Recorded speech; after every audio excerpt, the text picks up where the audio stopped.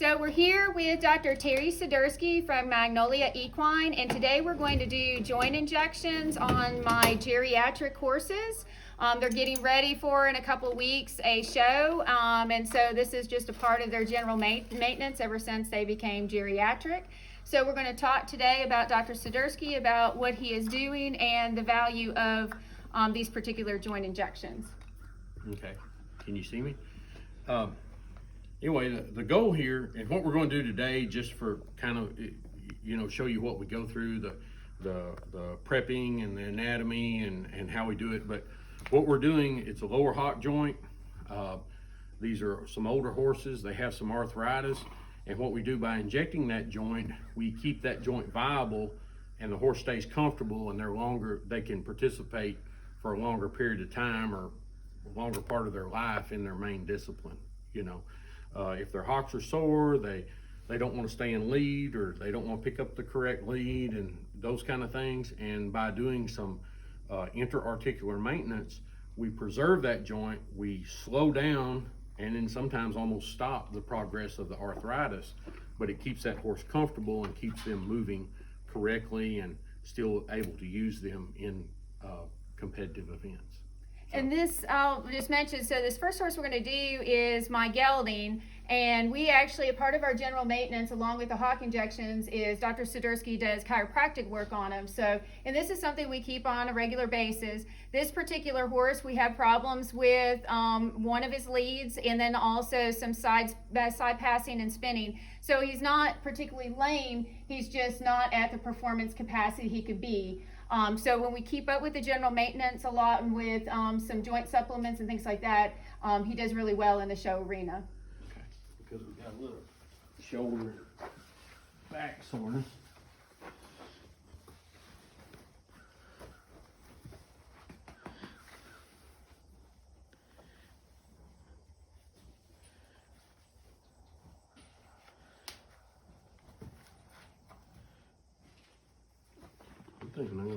Part of this is we want a really sterile field, so we're going to do some scrubbing with some surgical scrub here.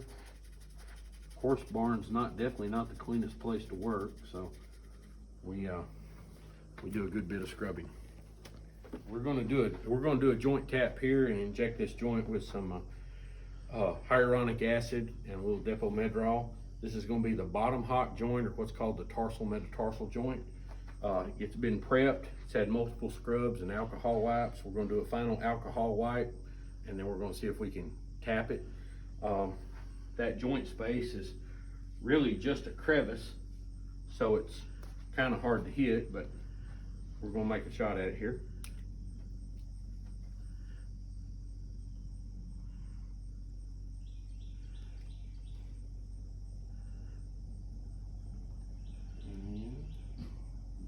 Looks like we'd like to get a little fluid flash. That's in there. Basically, if you don't hit it, it won't go in that far. I'd like to see a little fluid flash, and there is just a touch of synovial fluid in the hub of that needle, and that lets you know you're in the right spot. Let's see if we can get this one done.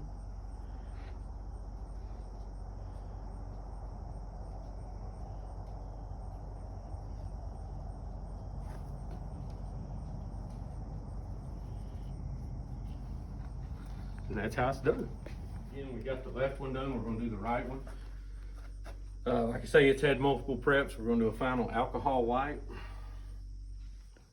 And then we're going to see if we can get that needle in the right spot.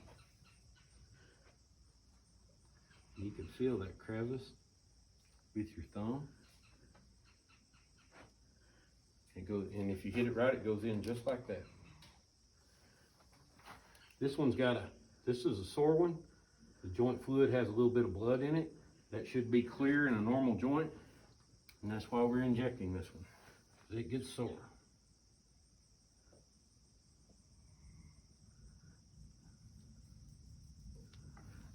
Okay. What we're trying to do is change the environment within the joint. An irritated joint that has inflammatory mediators or synovitis it's going to be swollen and painful. By putting the steroid in there, we take away it reduces the inflammatory mediators and the pressure within the joint, so it takes away the pain. The hyaluronic acid helps the cartilage to heal, so it's a twofold thing. We're trying to change the environment, reduce the inflammation, and get some healing.